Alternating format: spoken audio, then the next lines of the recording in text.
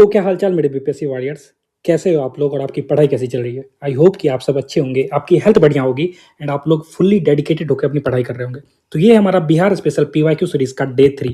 तो हम लोग डे 3 के क्वेश्चन कर रहे हैं। आप सभी को पता है मैं 34 ईयर्स के पीवाईक्यू आपको करवा रहा हूँ, 1992 से 2025 तक के पीवाईक्यू को, सारे अप टू डेट। चलिए शुरू करते हैं हमारे अगले क्वेश्चन से।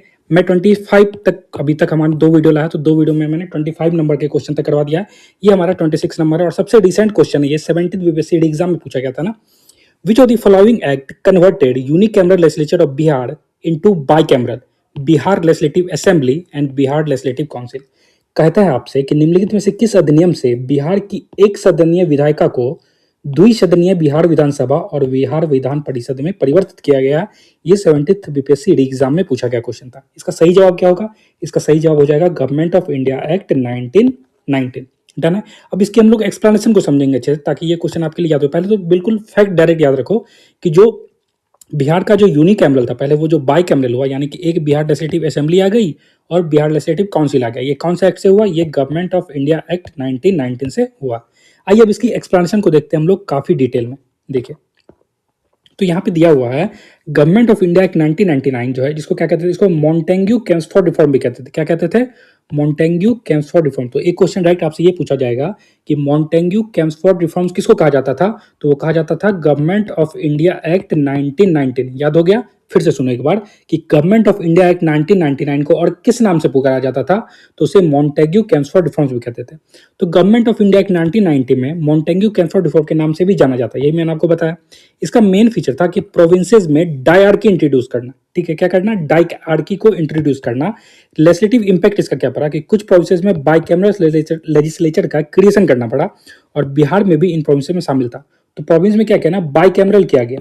ठीक है ना, पहले तो यूनिकैमरल था, एक ही था, लेकिन उसको बाइकैमरल किया। और इसे याद रखो, ऐसे आप इसे याद कर सकते हो ना, 1919 तो मतलब ये बाई हो गया, 2 बार है ना, 2 बार 1919 है, तो इसमें बाई कर दिया, डायरेक्ट वाला रूल आ गया था।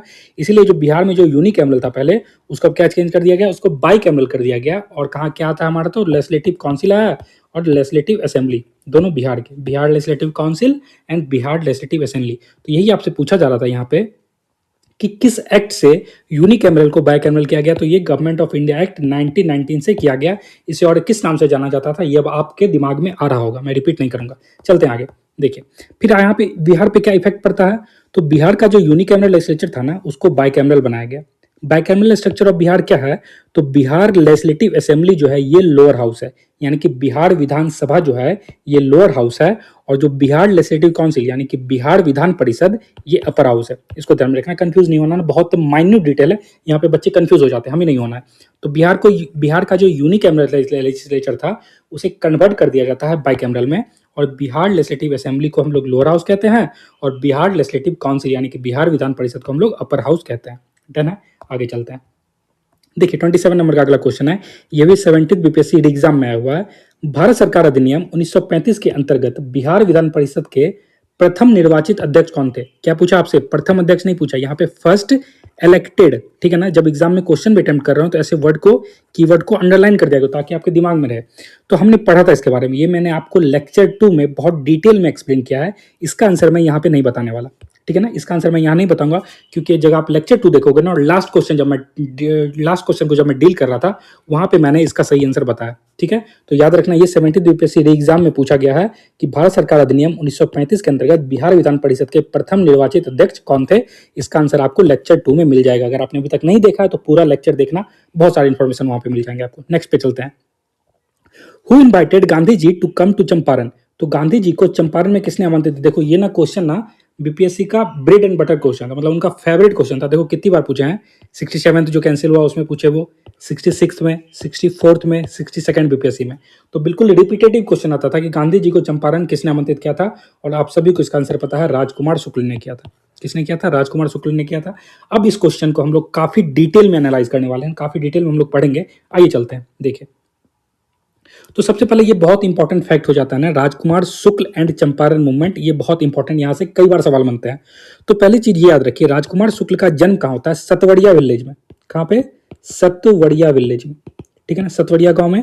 और उनका वो निवासी कहाँ थे? देखो मुरली बरहवा बिहार के निवासी थे, मुरली बरहवा के वो निवासी थे। उनका जन्म कहाँ हुआ? सतवड़िया, याद रखना। तो आपसे पूछ दिया जाए राजकुमार शुक्ल का जन्म कहाँ हुआ था? सतवड़िया। कहाँ पे? सतवड़िया, याद रखो। और लेकिन वो निवासी कहाँ के थे? वो रह कहाँ रहे थे? मुरली बरहवा, जो कि बिहार में। कहाँ पे? मुरली बरहवा, याद रखना ये दोनों नाम, ठीक है ना। सतवड़िया में जन्म होता है और मुरली बरहवा के वो निवासी थे। अब देखो, एक लखनऊ सेशन होता है इंडियन नेशनल कांग्रेस का 1916 में, और ये कितने नंबर का सेशन था? ये 31st सेशन था, याद रखना। तो लखनऊ का जो सेशन होता है ये 1916 में हुआ, लखनऊ सेशन। और ये अगर हम क्रोनोलॉजी के हिसाब से है तो ये कितने नंबर का सेशन था? ये 31st सेशन था आईएनसी का। डेट याद रखना कब होता है? 26 से 30 दिसंबर 1916, तो आपको याद ही हो गया। प्लेस कहाँ? लखनऊ सेशन, तो लखनऊ में ही।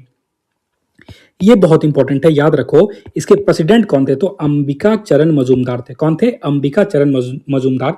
तो लखनऊ सेशन जो 1916 में होता है कांग्रेस का, ये 31 नंबर का सेशन था, और इसके जो प्रेसिडेंट थे वो कौन थे? अंबिका चरण मजूमदार, याद रखोगे, अंबिका चरण मजूमदार। बिल्कुल, मैं बार बार रिपीट कर रहा हूं, आपको याद होना चाहिए। तो राजकुमार शुक्ल और संत राउत अपने एसोसिएट्स के साथ लखनऊ सेशन में महात्मा गांधी से मिले। कौन कौन? राजकुमार शुक्ल, ये नाम तो आप भूल ही नहीं सकते हो, ठीक है ना। राजकुमार शुक्ल, और इनके साथ एक और थे, वो कौन थे? संत राउत। संत राउत, इनका नाम बहुत जगह हाईलाइट नहीं होता है, लेकिन अगर आपको ट्रैप करने के लिए एग्जाम में ये नाम आ जाए तो ध्यान रखना, ये नाम बहुत इंपॉर्टेंट है। राजकुमार शुक्ल के साथ और कौन थे? तो संत राउत भी थे। कौन थे? संत राउत, नाम याद रखना, ठीक है ना। आगे चलते हैं, देखिए। अब देखिए इनके एसोसिएट्स कौन कौन इंक्लूडेड थे। तो एसोसिएट्स का नाम याद रखोगे, पीर मोहम्मद मुनिश, इनके बारे में हम लोग आगे क्वेश्चन करने वाले हैं। बीपीएससी ने इन पे बहुत बार रिपीट क्वेश्चन पूछा है। तो एसोसिएट्स में कौन कौन थे? तो राजकुमार शुक्ल, एक संत राउत हो गए, राजकुमार शुक्ल प्लस संत राउत तो थे ही। उसके बाद पीर मोहम्मद मुनिश भी थे, गोरख प्रसाद भी थे। कौन थे? गोरख प्रसाद भी थे, ब्रज किशोर प्रसाद भी थे, और राम दयालु साहू। अब आप जो है इस नाम को इग्नोर नहीं कर सकते हो, क्योंकि बीपीएससी ने पीवाईक्यू में एक ऐसा क्वेश्चन पूछा कि इनमें से कौन इसमें से नहीं थे, तो वो सिर्फ नाम ही दे दिया था ऑप्शन में आपको, 4 नाम। तो आप इस नाम को बिल्कुल भी आप वो मत करना, ठीक है ना, इग्नोर नहीं कर सकते हो। कैसे? तो देखो, सबसे पहले नाम याद करेंगे हम लोग एसोसिएट्स का। एक कौन थे? पीर मोहम्मद मुनिस थे। कौन थे? पीर मोहम्मद मुनिस, याद रखो। फिर आते हैं गोरख प्रसाद, गोरख के बाद कौन आते हैं? ब्रज आ जाते हैं, गोरख के बाद ब्रज आते हैं, और फिर राम दयालु साहू भी थे। कौन थे? राम दयालु साहू। तो आपको याद रखना पड़ेगा, जो राजकुमार शुक्ल जो मिलने जा रहे हैं 1916 के 31 नंबर के सेशन में आईएनसी के, कहाँ हो रहा है? लखनऊ में। प्रेसिडेंट कौन है? अंबिका चरण मजूमदार। एसोसिएट से मिलने जा रहे हैं राजकुमार शुक्ल, उनके साथ कौन है? संत राउत हैं। एसोसिएट्स का नाम याद करो, पीर मोहम्मद मुनीश, गोरख प्रसाद, ब्रज किशोर प्रसाद, राम दयालु साहू। याद हुआ? ठीक है ना। मैं इतना जोर डाल के इसीलिए बढ़ा रहा हूँ ताकि आपको याद हो जाए। तो फिर से याद करेंगे हम लोग, कौन कौन थे? पीर मोहम्मद मुनीस थे। कौन थे? पीर मोहम्मद मुनीस, याद करो। फिर है गोरख प्रसाद। कौन है? गोरख प्रसाद। फिर है ब्रज किशोर प्रसाद। तो गोरख और ब्रज कुछ रिलेट कर लो, है ना, गोरख और ब्रज, ठीक है। तो पीर मोहम्मद मुनीस, गोरख, ब्रज और राम दयालु साहू। कौन है? राम दयालु साहू। ये 3 नाम याद रखो, ठीक है ना, गोरख, ब्रज और राम दयालु साहू। तो अगर मैं आपसे पूछ दूं, बताओ 4 एसोसिएट्स कौन कौन थे? 4 एसोसिएट कौन, आप बता दोगे ना? पीर मोहम्मद मुनीस थे, गोरख और ब्रज तो हमने रिलेट किया, और इनके बाद आते हैं राम दयालु साहू आ जाते हैं। तो ये 4 एसोसिएट्स थे। मेन पर्पस क्या था इनका? तो चंपारण के जो इंडिगो कल्टिवेटर्स थे ना, उनकी रियल कंडीशन से गांधी जी को अवगत कराना था। गांधी जी को चंपारण विजिट करने का निमंत्रण भी देना था। इसीलिए आपसे क्वेश्चन पूछा जाता कि गांधी जी को किसने निमंत्रण दिया था? वो देने वाले कौन थे? राजकुमार शुक्ल थे। आगे चलते हैं। अब देखिए, historical importance of Lucknow session 1916। अगर बताओ तो ये कितने नंबर का सेशन था? कितने नंबर का सेशन था? और इसके जो प्रेसिडेंट कौन थे कमेंट करना। अब देखो, मॉडरेट्स और एक्सट्रीमिस्ट का रीयूनियन होता है, कांग्रेस के दोनों विंग्स एक हो गए। ये जो मॉडरेट्स थे और एक्सट्रीमिस्ट थे, इसी में क्या होते हैं? वो दोनों रीयूनाइट कर जाते हैं। हिंदू मुस्लिम यूनिटी को भी मजबूती मिलती है, किससे? लखनऊ पैक्ट से। लखनऊ पैक्ट जो समझौता जो होता है, लखनऊ पैक्ट, उससे क्या होता है? हिंदू मुस्लिम यूनिटी को भी एक मजबूती मिलती है। और यहीं से किसकी शुरुआत होती है? गांधीयन इरा की शुरुआत। माना जाता है कि ये लखनऊ सेशन 1916 से ही हुई थी। तो ये 3 पॉइंट बहुत इंपॉर्टेंट है लखनऊ सेशन के लिए, इसको ध्यान में रखोगे आप लोग। आगे चलते हैं, देखिए। अब चंपारण मूवमेंट की प्लानिंग है। देखो, चंपारण मूवमेंट का ना, यहाँ से आपको बहुत इंपॉर्टेंट सवाल बनेंगे, याद करेंगे हम लोग। चंपारण मूवमेंट प्लानिंग में चंपारण मूवमेंट का इंट्रिकेट प्लान किसने बनाया था? तो ये ब्रज किशोर प्रसाद ने बनाया था। आपसे डायरेक्ट क्वेश्चन पूछ दिया जाएगा और आप चंपारण देख के ना टिक कर दोगे राजकुमार शुक्ला, गलत हो जाएगा। याद रखना, चंपारण मूवमेंट का जो पूरा प्लान बनाया था ना, इंट्रिकेट प्लान मतलब बिल्कुल क्रोनोलॉजी के हिसाब से सिस्टमेटिकली प्लान जो बनाया था, ये बनाया था ब्रज किशोर प्रसाद ने। नाम याद रखोगे। तो चंपारण मूवमेंट का जो प्लान बनाया, जो इंट्रिकेट प्लान बना था, ये कौन थे? तो ये थे ब्रज किशोर प्रसाद। कौन थे? ब्रज किशोर प्रसाद। कौन थे? याद रखो, ब्रज किशोर प्रसाद, याद रहेगा। नेक्स्ट, गांधी जी का रिक्वेस्ट लेटर। गांधी जी को एक रिक्वेस्ट लेटर दिया गया था ना, उस लेटर में लिखा गया था सारी चीजों को। तो वो लेटर लिखने वाले कौन थे? तो वो मदरसा टीचर पीर मोहम्मद मुनिस ने लिखा था। देखो कितना माइन्यूट डिटेल है। पहली चीज क्वेश्चन आपसे पूछ देगा कि इंट्रिकेट प्लान किसने बनाया चंपारण का? तो राजकुमार शुक्ला नहीं मार देना है फ्लो में। क्या मारेंगे हम लोग? जो चंपारण मूवमेंट का जो इंट्रिकेट प्लान बनता है, ये बनाने वाले थे ब्रज किशोर प्रसाद। याद रखोगे, बार बार रिपीट कर रहा हूं, कौन? ब्रज किशोर प्रसाद थे, याद रहेगा। और जो एक लेटर दिया गया गांधी जी को, ये लोग जाते हैं और गांधी जी के हाथ में एक लेटर देते हैं। उस लेटर को किसने लिखा था? उस लेटर को लिखने वाले एक मदरसा टीचर थे जिनका नाम था पीर मोहम्मद मुनिश। क्या नाम था? पीर मोहम्मद मुनिस। और राजकुमार शुक्ल ने गांधी जी को पर्सनली हैंड ओवर किया। लेकिन वो लेटर पहुंचाते कौन है? वो लेटर पहुंचाने वाले थे राजकुमार शुक्ल। वो लेटर पहुंचाने वाले कौन थे? राजकुमार शुक्ल। इसीलिए कहा जाता है कि आमंत्रण किसने किया था, तो आपको बता दिया जाता आंसर में कि राजकुमार शुक्ल। लेकिन अगर हम इन डिटेल जाए, इन डेप्थ जाएंगे, तो हमें समझ में आएगा कि चंपारण मूवमेंट का जो इंटीग्रेट प्लान बनता है, वो बनाने वाले ब्रजकिशोर प्रसाद थे। जो लेटर लिखाता है, वो लेटर लिखने वाले पीर मोहम्मद मुनिस थे। लेकिन जो लेटर हैंड ओवर करते हैं, गांधी जी के हाथों में देते हैं, वो देने वाले थे राजकुमार शुक्ल। डन है? याद हुआ? आगे चलते हैं। अब देखो, एग्जाम ट्रैप लाइन आपको कहां पर ट्रैप कर सकते हैं एग्जामिनर। तो चंपारण मूवमेंट का प्लानर कौन थे? ब्रज किशोर प्रसाद थे, याद रखना, राजकुमार शुक्ल नहीं थे। लेटर लिखने वाले कौन थे? पीर मोहम्मद मुनिस थे। लेटर देने वाले कौन थे? तो राजकुमार शुक्ल थे। यहाँ पे देखो ना, इसमें आपको फंसा जा सकता है, इसलिए बिल्कुल क्लियर रहना है, ठीक है ना। लखनऊ सेशन 1916 में होता है, जहाँ पे मॉडरेट और एक्सट्रीमिस्ट का रियूनियन होता है और लखनऊ फैक्ट होता है। और चंपारण इन्विटेशन लखनऊ सेशन 1916 में दिया गया। ये भी आपसे पूछ दिया जाएगा कि जो राजकुमार शुक्ल ने चंपारण इन्वाइट करने के लिए गांधी जी को किस सेशन में गए थे? वो लखनऊ सेशन 1916 में गए थे। आपको अब ये बहुत डिटेल में पता है, ठीक है ना। चलते हैं हमारे अगले सवाल पे। अगला सवाल हमारा एएओ 2022 बीपीएससी में पूछा गया, ये 29 का सवाल है। Who among the following was not directly related to Champaran peace and movement of 1917? मैंने बताया था ना, आपको नाम दे दिया जाता है, उसे पूछा जाता है कि इनमें से कौन चंपारण मूवमेंट से डायरेक्टली रिलेटेड नहीं थे। निम्नलिखित में से कौन 1917 के चंपारण किसान आंदोलन से प्रत्यक्ष रूप से संबंधित नहीं थे? क्वेश्चन का पूछा गया, एएओ 2022 बीपीएससी में पूछा गया। आइए, इसका आंसर क्या होगा? इसका आंसर होगा गौड़ी शंकर मिश्रा। क्या होगा? गौड़ी शंकर मिश्रा। और आपको ये नाम याद करने पड़ेंगे, कौन कौन उसमें एसोसिएट्स थे, ठीक है ना, कौन कौन इसमें शामिल थे। आइए हम लोग चलते हैं डिटेल में, आंसर याद कर लो, गौड़ी शंकर मिश्रा, डी। नेक्स्ट चलते हैं, यहाँ पे देखिए। तो चंपारण सत्याग्रह 1917 में जो होता है, चंपारण सत्याग्रह भारत में गांधी जी द्वारा नेतृत्व किया गया पहला सत्याग्रह आंदोलन था। तो क्वेश्चन डायरेक्ट आपसे पूछ दिया जाएगा कि गांधी जी द्वारा नेतृत्व किया गया पहला सत्याग्रह आंदोलन कौन था? याद रखो, चंपारण सत्याग्रह, ईयर याद रखना 1917। डन हो गया, याद कर लिए। गांधी जी द्वारा नेतृत्व किया गया पहला सत्याग्रह आंदोलन कौन सा था? चंपारण सत्याग्रह। कब हुआ? 1917 में हुआ। ये लाइन आपको याद हो गई मेरे ख्याल से। नेक्स्ट, राजकुमार शुक्ल।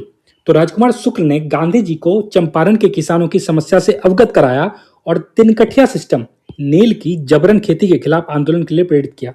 वहां पे जो चंपारण में ना तिनकठिया सिस्टम चल रहा था, ठीक है ना, तो उससे जो अवगत कराने वाले वो कौन थे? राजकुमार शुक्ल थे, ठीक है ना। और उन्होंने उन्हें प्रेरित किया कि आप आंदोलन करिए अंग्रेजों के खिलाफ, ठीक है ना, क्योंकि वो नील की जबरन खेती करवा रहे हैं यहाँ पे।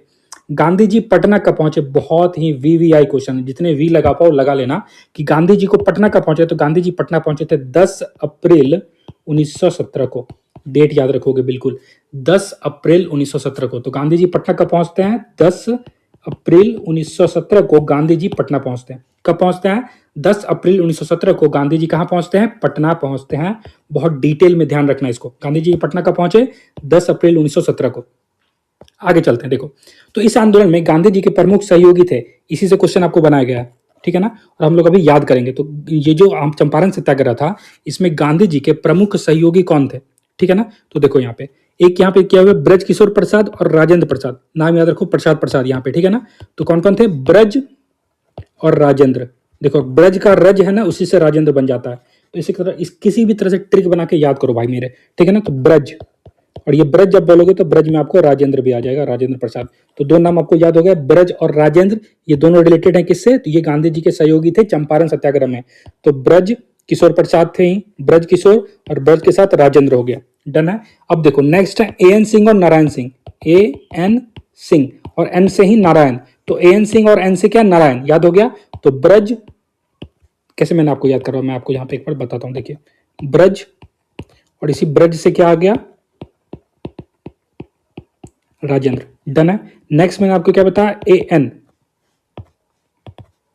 एएन, और एन से मैंने क्या बता दिया? नारायण, ठीक है। तो चार नाम आपको याद हो गए, ब्रज, ब्रज किशोर, राजेंद्र प्रसाद, एन सिंह, नारायण सिंह। डन है। अब नेक्स्ट पे आप आओगे, रामनवी प्रसाद आते हैं। कौन आते हैं? रामनवी प्रसाद। तो ब्रज, रज और राम कौन आ गया? ब्रज। एक और यहां से याद कर लो आप लोग, प्रसाद प्रसाद वाला साथ में याद कर लेंगे हम लोग। तो ब्रज किशोर प्रसाद, राजेंद्र प्रसाद और रामनवी प्रसाद। कौन? रामनवी प्रसाद। तो ब्रज, रज, राम, ब्रज, रज, राम, ब्रज किशोर प्रसाद, राजेंद्र प्रसाद, रामनवी प्रसाद। तीन यहां से क्लियर हो गए। दो हमने क्लियर कर लिया पहले ही, एन सिंह और नारायण सिंह, ये भी खत्म हो गया। नेक्स्ट है एम एम एन। याद रखो, क्या याद रखोगे? M M N. कौन है ये एम एम एन? तो ये है मजरूल, महादेव और नरहरि पारिक। मजरूल हक, महादेव देसाई एंड नरहरि पारिक। मजरूल हक, महादेव देसाई, नरहरि पारिक और लास्ट में कौन आती है? आचार्य कृपलानी आ जाते हैं। कौन? आचार्य कृपलानी। तो ये नाम आपको याद करना पड़ेगा मेरे साथ। तो पहला बताओ आप याद किए? ब्रज, ब्रज किशोर प्रसाद, फिर राजेंद्र प्रसाद और राम नवी प्रसाद। तीन आपको याद हो गए यहां से। एन सिंह और नारायण सिंह हमने कर लिया, ठीक है। उसके बाद मैंने बताया मजरूल हक, महादेव देसाई और नरहरि पारिक। ये तीन नाम याद करना पड़ेगा आपको। फिर से एम एम एन, मजरूल हक, महादेव देसाई एंड नरहरि पारिक, और एक बचते हैं लास्ट में आचार्य कृपलानी। तो इसके साथ आप ये सारे नाम आपको याद हो जाओगे ना, तो कुछ भी याद करना डिफिकल्ट नहीं है। बस आपको कुछ भी सोचना है, कुछ क्लू लगाना है, ठीक है ना। और आपको याद करना पड़ेगा, जैसे मैं आपको याद करवा रहा हूँ, ठीक है। मेरा पूरा फोकस होता है कि मैं आपको कैसे चीजें इसी क्लास में याद करवा दूं, क्योंकि जब आप एक बार फिर से जब देखोगे, या तो आप वीडियो से फिर रिवाइज करना चाहो, अगर आप नोट्स बना रहे हो तो नोट से करना चाहो, तो ये आपको काफी हेल्प करेगा, ठीक है ना। आइए चलते हैं आगे हमारे। तो यहां तक मेरे ख्याल से आपको ये चीजें याद हो गई होगी। अब देखिए, चंपारण प्रवास के दौरान क्या होता है? गांधी जी कहाँ? तो गांधी जी अमलवा गांव में संत राउत के घर पर ठहरे थे। यही वही संत राउत हैं जो राजकुमार शुक्ल के साथ कहाँ गए थे? लखनऊ सेशन में हमने पढ़ा था। तो गांधी जी जो है अमलवा गांव में, कौन से गांव में? अमलवा, अमलवा गांव में संत राउत के घर पे ठहरे, ठीक है ना। और 22 अप्रैल 1917 को पहली बार बेतिया आए। अब आप बता दो कि गांधी जी पटना पहली बार कब आए थे? डेट मैंने आपको अभी ऊपर जस्ट पढ़ा है, आप लोग कमेंट करोगे बिना वीडियो को पीछे किए हुए, ठीक है ना। बैक नहीं करना, बस आपको कमेंट करना है गांधी जी पटना कब पहुंचे थे। मैं देखना चाहता हूँ आपको याद हुआ या नहीं। और फिर क्या होता है? 22 अप्रैल 1917 को पहली बार वो कहाँ आते हैं? बेतिया आए और हजारीमल धर्मशाला में रुके। गांधी जी कहाँ रुकते हैं? हजारीमल धर्मशाला में। तो गांधी जी अमलवा गांव में आए और संत राउत के घर पे रुके। उसके बाद वो 22 अप्रैल 1917 को, कब? 22 अप्रैल 1917 को वो बेतिया आए और हजारीमल धर्मशाला में रुके। यह सत्याग्रह सफल रहा और क्या होता है? तिनकटिया सिस्टम को समाप्त कर दिया गया। किसानों को अपनी इच्छा से फसल उगाने की स्वतंत्रता मिल गई थी। तो ये जो सत्याग्रह था ये क्या हो गया था? सफल रहा था और किसानों को अपनी इच्छा से फसल उगाने की स्वतंत्रता मिल गई थी। आगे देखते हैं यहाँ पे।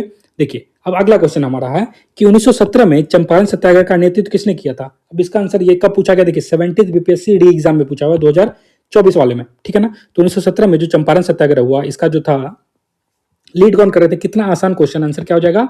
महात्मा गांधी। डी इसका आंसर हो जाएगा, ठीक है ना। अब आप लोग को ये अच्छे से पता है, महात्मा गांधी इसका सही जवाब है। आगे चलते हैं। देखिए, who highlighted the plight of peasants of Champaran by writing under the pseudonyms like Dukhi, Dukhi आत्मा, दुखी हृदय। ये 59 बीपीएससी में पूछा हुआ सवाल है कि दुखी, दुखी आत्मा और दुखी हृदय से जैसे छंद नामों से लेख लिखकर चंपारण के किसानों की दुर्दशा को किसने उजागर किया? तो वो ये जो भी थे वो क्या करते थे? लेख लिखते थे अलग अलग न्यूज़पेपर में, लेकिन वो अपना नाम नहीं, जैसे आप कोई लेख देखोगे ना, कोई आर्टिकल देखोगे, ये आर्टिकल होता है और यहाँ पे जो लिखते हैं उनका नाम लिख देते हैं, या तो यहीं पे उनकी फोटो का एक नाम रहती है या तो लास्ट में रहती है। तो ये ना क्या करते थे, ये तो लेख तो लिखते थे न्यूज़पेपर वगैरह में, लेकिन लास्ट में वो नाम लिख देते थे दुखी। फिर किसी ने उन्होंने लिख दिया दुखी आत्मा, कहीं उन्होंने लिख दिया दुखी हृदय। तो ये पूछा ये कौन थे? इसका सही जवाब हो जाएगा पीर मोहम्मद मुनीस थे। कौन थे? पीर मोहम्मद मुनीस। और आपने अभी जस्ट ऊपर एक फैक्ट पढ़ा पीर मोहम्मद मुनीस के बारे में कि ये जो लखनऊ सेशन में ये जो गए थे, जो लेटर दिया गया था गांधी जी को, वो लिखने वाले कौन थे? पीर मोहम्मद मुनीस ही थे। अब आपको समझ में आ रहा है? तो इसका सही जवाब क्या हो जाएगा? पीर मोहम्मद मुनीस इसका सही जवाब हो जाएगा। आइए हम लोग अब डिटेल में देखेंगे इसके बारे में। देखिए, पीर मोहम्मद मुनीस जो हैं ये बेतिया के एक मदरसा टीचर थे। कहाँ के? बेतिया के ये मदरसा टीचर थे। बताओ जल्दी से, गांधी जी बेतिया कब पहुंचे थे? अभी जस्ट ऊपर में पढ़ा आपने, कमेंट करना गांधी जी बेतिया कब पहुंचे और गांधी जी पटना कब पहुंचे, ये दोनों कमेंट आना चाहिए आपके। नेक्स्ट है, वे दुखी, दुखी आत्मा और दुखी हृदय जैसे स्यूडोनेम्स, उपनाम से लेख लिखा करते थे। उनके लेख कानपुर से प्रकाशित प्रताप न्यूज़पेपर में छपते थे। किस न्यूज़पेपर में? तो ये भी इंपॉर्टेंट हो जाएगा ना आपसे। अब तो ये पूछ दिया कि कौन सा, किस नाम से लिखते थे। अगर आने वाले एग्जाम में वो पूछ दे कि वो कौन से न्यूज़पेपर में लिखते, तो याद होगा प्रताप न्यूज़पेपर में, ठीक है ना। प्रताप न्यूज़पेपर चंपारण के किसानों की हालत पर अत्यंत तीखे और निर्भीक विचारों के लिए प्रसिद्ध था। ये जो थे ना प्रताप न्यूज़पेपर में अंग्रेजों के खिलाफ बहुत ही निर्भीक तरीके से लिखा जाता था, ठीक है ना। तो ये प्रताप कहाँ पे? कानपुर से प्रकाशित होता था। कहाँ से? कानपुर से। ये ध्यान में रखिएगा, कहाँ से? कानपुर से प्रकाशित होता था। और ये जो पीर मोहम्मद मुनीस थे ये इसी न्यूज़पेपर में लिखते थे। नेक्स्ट आते हैं, तो पत्रकारिता में योगदान क्या रहता है? तो पीर मोहम्मद मुनीस को बिहार में निर्भीक एंटी कॉलोनियल हिंदी जर्नलिज्म का संस्थापक माना जाता है, यानी कि ब्रिटिश के खिलाफ लिखने वाले जो कुछ जर्नलिस्ट थे उसमें इनको सबसे ऊपर रखा जाता है। बहुत ही निर्भीक थे ये पीर मोहम्मद मुनीस। और चंपारण चंपारण सत्याग्रह के बाद उन्होंने रैयती सभा की शुरुआत की। बहुत ही इंपॉर्टेंट है, वीवीआई कर लो, आपसे पूछ दिया जाएगा कि चंपारण सत्याग्रह के बाद रैयती सभा की स्थापना किसने की थी, रैयती सभा की शुरुआत किसने की थी? ये करने वाले थे पीर मोहम्मद मुनीस। कौन थे? पीर मोहम्मद मुनीस। रैयती सभा से जुड़े होने के कारण उनको कारावास की भी सजा दी गई, इनको इम्प्रिजमेंट, इनको जेल में भी डाल दिया गया था। तो याद रखना, रैयती सभा की जो शुरुआत की थी, रैयती सभा की जो शुरुआत की थी, ये करने वाले कौन थे? ये करने वाले थे पीर मोहम्मद मुनीस। कौन थे? पीर मोहम्मद मुनीस ने रैयती सभा की शुरुआत की थी। ठीक है ना, आगे चलते हैं। नेक्स्ट, अब देखो प्रताप न्यूज़पेपर जो है, इसके बारे में महत्वपूर्ण तथ्य याद रखो। ये इसकी शुरुआत 1913 में हुई थी। तो याद रखना, प्रताप की जो शुरुआत होती है ये कब होती है? 1913 में प्रताप न्यूज़पेपर की शुरुआत होती है। कानपुर से गणेश शंकर विद्यार्थी द्वारा की गई थी। तो ये कहां से? मैंने बताया आपको, कानपुर से की गई थी। और करने वाले कौन थे? गणेश शंकर विद्यार्थी ने। ये नाम आपको याद होना चाहिए। तो फिर से सुनना, प्रताप न्यूज़पेपर की शुरुआत कब होती है? 1913 में होती है। कहां होती है? कानपुर में होती है। करने वाले कौन है? गणेश शंकर विद्यार्थी। कौन है? गणेश शंकर विद्यार्थी। ये नाम याद रखोगे आप लोग। चलते हैं हमारे अगले सवाल पे। देखिए, अब यहाँ पे एक और कुछ इंपॉर्टेंट पॉइंट है ना, पीर मोहम्मद मुनीस के बारे में हम लोग देख लेते हैं, फिर नेक्स्ट क्वेश्चन पे चलेंगे। तो पीर मोहम्मद मुनीस के प्रमुख लेख प्रताप में जो प्रकाशित हुए थे, उन्होंने एक लेख लिखा चंपारण में अंधेर, और उसमें अपना नाम वो लिखते हैं दुखी। क्या लिख दिया उन्होंने? दुखी। तो उनका लेख लिखा हुआ था चंपारण में अंधेर, और नीचे नाम उन्होंने क्या लिख दिया था? दुखी। अपना असली नाम नहीं लिखा था। फिर उन्होंने लिखते हैं चंपारण की दुर्दशा। ये डेट इंपॉर्टेंट नहीं है, आपके एग्जाम में नहीं पूछा जाएगा ये डेट, ठीक है ना, इसे आप इग्नोर कर सकते हो। ठीक है, तो देखो चंपारण में अंधेर जो है ये किसने लिखा था? दुखी ने लिखा। चंपारण की दुर्दशा, ये उसके बाद उन्होंने दुखी हृदय लिख दिया। और चंपारण में फिर नादिर शाही लिखते हैं लेख, और उसमें लिख देते हैं दुखी आत्मा। तो ये 3 लेख थे जिसमें उन्होंने ये 3 नामों का यूज किया था। तो अंधेर, चंपारण में अंधेर में क्या लिखा उन्होंने? अंधेर दुखी। दुर्दशा में दुखी हृदय, दुर्दशा में दुखी हृदय, और नादिर शाही में दुखी आत्मा, नादिर शाही में दुखी आत्मा। इसको ध्यान में रखना। अब देखो यहाँ पे अगला क्वेश्चन है, in response to mass agitation of Champaran movement the British government took which step to address the issue. Champaran आंदोलन के जन आंदोलन के प्रत्युत्तर में ब्रिटिश सरकार ने समस्या के समाधान हेतु कौन सा कदम उठाया था? ये 69 बीपीएससी में पूछा हुआ क्वेश्चन है। इसका सही आंसर हो जाएगा कि उन्होंने क्या किया था? तो instituted the Champaran agrarian committee, Champaran किसी एग्रेरियन समिति का गठन किया गया था। ये 69 बीपीएससी का क्वेश्चन है, याद रखना। आंसर क्या हो जाएगा? सी हमारा करेक्ट आंसर है। आइए हम लोग डिटेल में देखते हैं इसके बारे में। देखिए, आप सभी को पता है चंपारण मूवमेंट कब होता है? 1917 में होता है। किसके नेतृत्व में? महात्मा गांधी के नेतृत्व में। यह आंदोलन बिहार के चंपारण डिस्ट्रिक्ट में किसानों पर थोपी गई फोर्स्ड इंडिगो कल्टीवेशन, जिसको हम लोग कहते हैं तीन कठिया सिस्टम के खिलाफ था। ब्रिटिश प्लांटर जो है किसानों को जबरदस्ती नील उगाने के लिए क्या करते थे? मजबूर करते थे। ठीक है, तो ब्रिटिश गवर्नमेंट की क्या प्रतिक्रिया आती है? आंदोलन और वाइड स्प्रेड जो अनरेस्ट हो गया ना, व्यापक असंतोष हो गया था। तो ब्रिटिश गवर्नमेंट क्या करते हैं? चंपारण एग्रेरियन कमेटी का गठन किया जाता है। इस कमेटी का उद्देश्य था किसानों की शिकायतों की जांच करना और समस्या का प्रैक्टिकल सॉल्यूशन निकालना। इसीलिए चंपारण एग्रेरियन कमेटी बनाया गया था। तो यहाँ पे देखो परिणाम क्या आता है। चंपारण एग्रेरियन कमेटी की सिफारिश के आधार पर चंपारण एग्रेरियन एक्ट आता है कब? अगले साल 1918 में आ जाता है। इस एक्ट के बाद किसानों की तिनकटिया सिस्टम से राहत मिल जाती है और जबरन नील की खेती को समाप्त कर दिया जाता है। अब नेक्स्ट पॉइंट देखो, who established a branch of Anushilan Samiti in Patna. 1913 का सवाल है ये कि 1913 में पटना में अनुसूलन समिति की शाखा की स्थापना किसने की थी? तो ये करने वाले कौन थे? सचिंद्र नाथ सान्याल थे। कौन थे? सचिंद्र नाथ सान्याल। इसे ध्यान में रखना। तो ये जो है क्वेश्चन 1913 में पटना में अनुसूलन समिति की एक शाखा की स्थापना किसने की? तो ये करने वाले थे सचिंद्र नाथ सान्याल। कौन थे? सचिंद्र नाथ सान्याल। देखो यहाँ पे अनुसूलन समिति और Bihar and all India context में हम लोग पढ़ेंगे। तो अनुसूलन समिति की बिहार ब्रांच की स्थापना कौन करते हैं? सचिंद्र नाथ सान्याल करते हैं। ईयर याद रखो, 1913 में करते हैं। कब करते हैं? 1913 में। बीएन कॉलेज पटना के बंकिम चंद्र मित्रा को संगठन का लीडर ऑर्गेनाइजर बनाया जाता है। तो बीएन कॉलेज पटना में पढ़ रहे थे कौन? बंकिम चंद्र मित्रा। बंकिम चंद्र मित्रा को इस संगठन यानी कि बिहार अनुसूलन समिति का लीडर और ऑर्गेनाइजर बनाया जाता है। बहुत इंपॉर्टेंट सवाल है। तो आपसे जब एक बार वो पूछ दिया है यहाँ पे कि अनुसूलन समिति का ये जो है शाखा की स्थापना किसने की थी, तो वो करने वाले सचिन नाथ सान्याल थे। लेकिन अगर आपसे ये पूछ दे कि उसका लीडर किसे बनाया गया था, ऑर्गेनाइजर किसे बनाया गया, वो बंकिम चंद्र मित्रा को बनाया गया था, जो कि बीएन कॉलेज पटना के थे। कहाँ के? बीएन कॉलेज पटना के बंकिम चंद्र मित्रा को संगठन का लीडर और ऑर्गेनाइजर बनाया गया था। याद रखना, बहुत इंपॉर्टेंट है। आगे चलते देखो, तो अनुसूलन समिति का बैकग्राउंड क्या है? अनुसूलन समिति 20वीं सदी के फर्स्ट क्वार्टर का एक इंडियन रिवोल्यूशनरी ऑर्गेनाइजेशन था। इसका मानना था कि ब्रिटिश रूल का अंत रिवोल्यूशनरी वायलेंस के जरिए ही संभव है। ये वायलेंस पे अपनी विश्वास रखते थे ना, हिंसा पे विश्वास रखते थे अपनी। यहाँ पे हम लोग आगे पढ़ेंगे कि इनका नेचर क्या था। तो ये इसकी स्थापना 1902 में बंगाल में होती है। कब होती है? बिहार वाली नहीं, जो मेन अनुशीलन समिति थी, इसकी स्थापना कब होती है? 1902 में। आपसे पूछा जाएगा, इसलिए याद रखना इसकी स्थापना कब होती है? 1902 में बंगाल में होती है, ठीक है ना। शुरुआत में इसको इंडियन फिटनेस क्लब के रूप में दिखाया गया था, लेकिन वास्तव में यह underground anti British revolutionary society थी। शुरुआत में दिखाया गया एक इंडियन फिटनेस क्लब है, जिम खाना है, लेकिन बाद में इसका वास्तव में था क्या? यह एक अंडरग्राउंड ब्रिटिश के खिलाफ एक रिवोल्यूशनरी सोसाइटी थी। स्थापना याद रखना, अनुशीलन समिति की स्थापना कब होती है? 1902 में होती है। कहाँ होती है?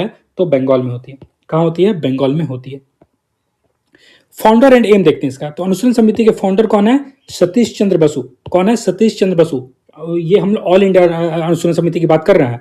तो अनुशीलन समिति के फाउंडर कौन थे? तो सतीश चंद्र बसु, याद रखिएगा। इसका उद्देश्य था कि बल का प्रयोग द्वारा भारत की स्वतंत्रता, इंडिपेंडेंस बाय फोर्स, यानी कि ये विश्वास करते थे कि हम लोग अपने बल के जरिए स्वतंत्रता हासिल करेंगे। बहुत important one liner revision point आपको याद रखना है, कंफ्यूज नहीं होना है। अनुशीलन समिति को खोजा कब गया? 1902 में बंगाल में। कौन करने वाले थे? सतीश चंद्र बसु। कौन थे?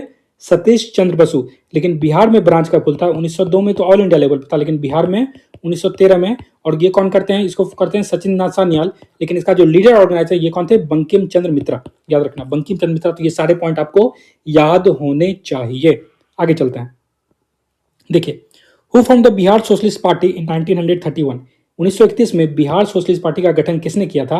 इसका आंसर क्या हो जाएगा? ये 67 कैंसल्ड बीपीएससी में पूछा गया और 65 बीपीएससी में भी पूछा हुआ था, रिपीटेड क्वेश्चन है। तो 1931 में बिहार सोशलिस्ट पार्टी का गठन किसने किया था? ये करने वाले थे फूलन प्रसाद वर्मा और जयप्रकाश नारायण। कौन थे? फूलन प्रसाद वर्मा एंड जयप्रकाश नारायण। तो ये नाम बहुत इंपॉर्टेंट है, याद रखना। आंसर क्या हो जाएगा? बी। आइए हम लोग डिटेल में अब इसकी एक्सप्लेनेशन को देखते हैं। देखो, तो बिहार सोशलिस्ट पार्टी की स्थापना कब होती है ना? 1931 में होती है। कब होती है? 1931 में। और बिहार सोशलिस्ट पार्टी का गठन होता है जुलाई 1931। 1931 में भी कब? तो जुलाई में। इस स्थापना का एक इनफॉर्मल मीटिंग में होती है। इसकी स्थापना जो होती है एक इनफॉर्मल मीटिंग थी, जो पटना में फूलन प्रसाद वर्मा के घर पे होती है। कहाँ पे? पटना में होती है, फूलन प्रसाद वर्मा के घर पे। कब होती है? 1931 जुलाई में। फाउंडिंग मेंबर कौन कौन है इसके? तो गंगा शरण सिन्हा है। कौन कौन है? गंगा शरण सिन्हा है बिहार सोशलिस्ट पार्टी के। किसके? बिहार सोशलिस्ट पार्टी के गंगा शरण सिन्हा है।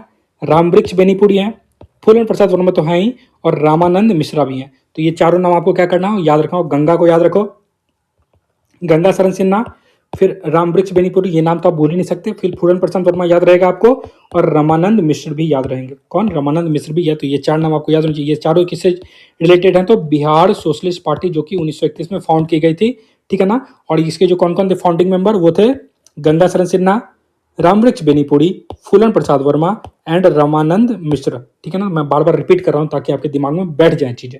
आगे चलते हैं, देखो तात्कालिक उद्देश्य क्या था इसका? तो इसका उद्देश्य ये था कि सोशलिस्ट आइडियाज को फैलाना है, ठीक है ना। मजदूरों और किसानों को क्या करना है? ऑर्गेनाइज करना है और सोशलिस्ट आइडियाज को फैलाना है। अभी हम लोग कांग्रेस सोशलिस्ट पार्टी के बारे में देखते हैं। तो ये all India Congress socialist party का गठन होता है 17 मई 1934 में। कब होता है? 17 मई 1934 में all India Congress socialist party बनती है। इसके प्रेसिडेंट थे आचार्य नरेंद्र देव। कौन थे? प्रेसिडेंट आचार्य नरेंद्र देव, और इसके जनरल सेक्रेटरी थे जयप्रकाश नारायण, ठीक है ना। ये क्या है? ये कांग्रेस सोशलिस्ट पार्टी है, बिहार वाली पार्टी नहीं है ये कांग्रेस ऑल इंडिया लेवल पे जो है। इसका गठन याद रखना 17 मई 1934 को। कब होता है? 17 मई 1934 को होता है। इसके प्रेसिडेंट कौन बनते हैं? आचार्य नरेंद्र देव बनते हैं, और जनरल सेक्रेटरी कौन बनते हैं? तो जयप्रकाश नारायण बनते हैं, जेपी जिनको हम लोग कहते हैं। और इंपॉर्टेंट मेंबर कौन थे? तो यूसुफ मेहरली और बसावन सिन्हा भी इसमें इंपॉर्टेंट थे कांग्रेस सोशलिस्ट पार्टी में। कौन कौन? यूसुफ मेहरली और बसावन सिन्हा, ठीक है ना। ये ध्यान में रखना। प्रेसिडेंट और जनरल सेक्रेटरी तो भूल ही नहीं सकते भाई, बहुत बार रिपीट हुआ है। तो प्रेसिडेंट कौन है? आचार्य नरेंद्र देव, और जनरल सेक्रेटरी कौन है? जयप्रकाश नारायण। आगे चलते हैं, देखो अब मेंबरशिप कंडीशन क्या था? सीएसपी की मेंबरशिप सिर्फ उन्हीं को मिल सकती थी जो इंडियन नेशनल कांग्रेस के मेंबर हो। तो कांग्रेस सोशलिस्ट पार्टी की मेंबरशिप उन्हीं को दी जाती थी जो या तो इंडियन नेशनल कांग्रेस के मेंबर हो, साथ ही किसी कॉम्युनल ऑर्गेनाइजेशन के मेंबर ना हो, किसी वो कॉम्युनल ऑर्गेनाइजेशन के मेंबर ना हो। इसमें आपको याद रखना बिहार सोशलिस्ट पार्टी का गठन कब होता है? जुलाई 1931 में, पटना में। किसके घर पे? फूलन प्रसाद वर्मा के हाउस पे। लेकिन कांग्रेस सोशलिस्ट पार्टी का गठन कब होता है? ये 1934 में होता है।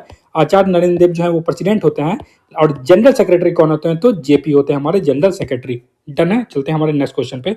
देखिए, when was Bihar socialist party form? तो बिहार सोशलिस्ट पार्टी आपसे पूछा जा रहा है ना, इसका आंसर क्या होगा? आपने अभी जस्ट ऊपर पढ़ा, आंसर क्या हो जाएगा? 1931। और ये रिपीटेड क्वेश्चन है 64 बीपीएससी में, इससे क्वेश्चन फिर पूछ दिया। तो इसीलिए मैं कहता हूं कि पीवाईक्यू कितना इंपॉर्टेंट है ना, इस चीज से आप समझ पा रहे होगे कि पावर ऑफ पीवाईक्यू। मैंने इस सीरीज का नाम क्यों रखा कि आप समझ पाओ कि पीवाईक्यू की क्या पावर है ना। तो बिहार सोशलिस्ट पार्टी का स्थापना कब होती है? ये होती है 1931 में। कब होती है? 1931 में, याद रखना। आगे चलते हैं। Bihar socialist party was born in 1934 with its secretary. ये देखो 1934 में ना कांग्रेस सोशलिस्ट पार्टी थी, उसी को बिहार यहाँ पे लिख दिया गया है। इसकी सचिव कौन बनते? तो आपको पता है इसका सचिव कौन थे, यानी कि जनरल सेक्रेटरी आपसे पूछ दिया गया। प्रेसिडेंट मैंने बताया आचार्य नरेंद्र देव, ये क्या थे? ये प्रेसिडेंट थे। ये तो प्रेसिडेंट थे, लेकिन प्रेसिडेंट तो आपसे नहीं पूछ रहे हैं, आपसे क्या पूछ रहा है? जनरल सेक्रेटरी कौन थे? तो जयप्रकाश नारायण इसका सही जवाब हो जाएगा, जयप्रकाश नारायण। और ये कब रिपीट हुआ? ये 63rd बीपीएससी में।